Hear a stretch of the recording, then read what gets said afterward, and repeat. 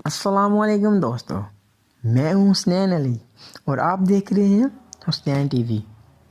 دوستو، کرونا کی وجہ سے پوری دنیا میں خوف اور بے چینی کی فضا پھیلی ہوئی ہے، اور پاکستان میں بھی کرونا کے مریضوں کی تعداد تقریباً 750 ہو چکی ہے۔ اگر کسی کو پھیپھڑوں میں درد، سانس لینے میں تکلیف اور حلق میں سوزش محسوس ہو تو وہ ڈاکٹرز کو ضرور چیک کروائے، کیونکہ پھیپھڑوں میں درد، سانس لینے میں تکلیف اور حلق میں سوزش کرونا وائرس کی مخصوص علامات تحقیق سے ثابت ہیں۔ آج کی اس ویڈیو میں میں آپ کو کرونا وائرس کے چند افواہوں کی سچائی کے بارے میں بتانے جا رہا ہوں۔ چلے آئیے پھر ویڈیو کو سٹارٹ کرتے ہیں۔ دوستو، اگر آپ نے ابھی تک حسنین ٹی وی کو سبسکرائب نہیں کیا تو چینل کو سبسکرائب کر دیں اور بیل آئیکن پر ضرور کلک کریں تاکہ ہر نئی آنے والی انفارمیٹیو ویڈیوز آپ تک بآسانی پہنچ سکے۔ افواہ نمبر 1، یہ افواہ ہے کہ کرونا وائرس گرم پانی سے نہانے یا ہاتھ دھونے سے ختم ہو جاتا ہے۔ جی نہیں، ایسا بالکل نہیں۔ کرونا وائرس کے خاتمے کا گرم پانی کے استعمال کے ساتھ کوئی تعلق نہیں۔ افواہ نمبر 2، کرونا وائرس مچھر کے کاٹنے سے پھیلتا ہے۔ جی نہیں، مچھر کے کاٹنے سے نہیں بلکہ کرونا وائرس کرونا کے مریض کی کھانسی یا چھینک سے پھیلتا ہے۔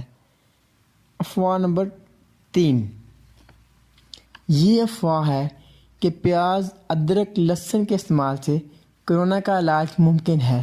جی نہیں، پیاز، ادرک یا لہسن کے استعمال سے کرونا کے علاج میں افادیت کی کوئی شواہد نہیں۔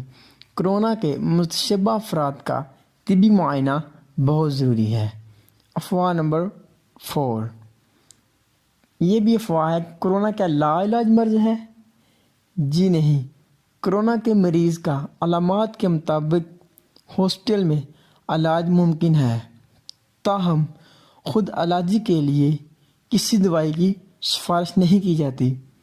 کرونا کے مریض کو ڈاکٹر کو ضرور چیک کروائیں اور ڈاکٹر کی ہدایات پر ضرور عمل کریں۔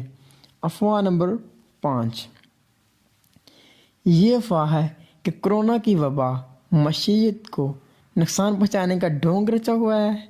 جی نہیں، کرونا وائرس کی وبا عالمی سطح پر تصدیق شدہ ہے اور معیشت کو نقصان پہنچانے کے ڈھونگ کے طور پر نہیں لینا چاہیے، کیونکہ اس وبا میں انسانی جان کو خطرہ ہے۔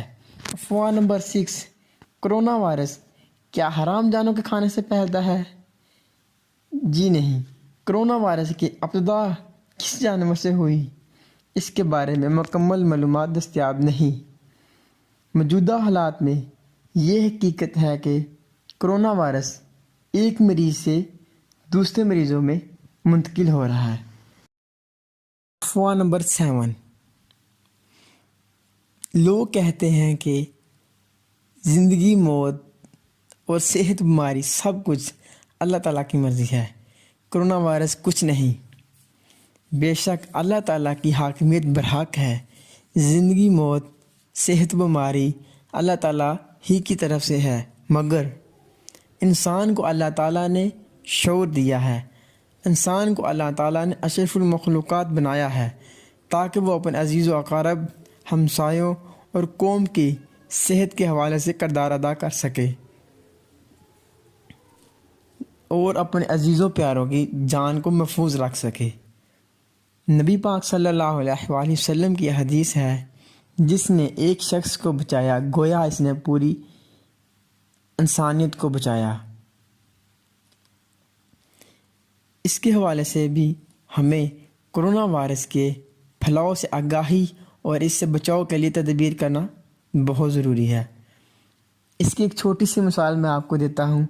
اٹلی میں سٹارٹ میں 2 کیسز سامنے آئے تھے کرونا وائرس کے، اور اٹلی والوں نے اپنی سستی کی وجہ سے احتیاطی تدابیر استعمال نہیں کی، اور آج آپ دیکھ سکتے ہیں اٹلی کی حالت۔ اٹلی میں تقریباً 50,000 کیسز کرونا کے موجود ہیں، اور اسی لیے ہمیں احتیاط کرنا بہت ضروری ہے۔